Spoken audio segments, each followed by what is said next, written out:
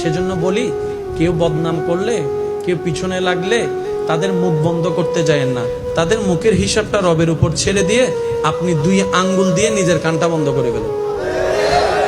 আপনার সময়ও বাঁচবে, আপনার কষ্টও কম হবে, কারণ সে তার আজীবন বলতে থাকতে পারবে না, আজীবন আপনার কান বন্ধ করে রাখতে হবে না।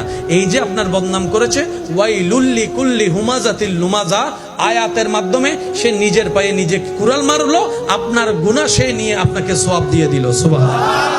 সেজন্য বদনামকারীকে কখনো ঘৃণা করেন না, সে আপনার আসল বন্ধু, যে আপনার গুনাহ নিয়ে নিজের সওয়াব আপনাকে খুশি মনে দিয়ে দিচ্ছে, ঠিক কিনা? তা আমরা কি মানুষের মুখ বন্ধ করতে যাওয়া ঠিক হবে, নাকি নিজের কান বন্ধ করা? একটু জোরে বলেন তো কি?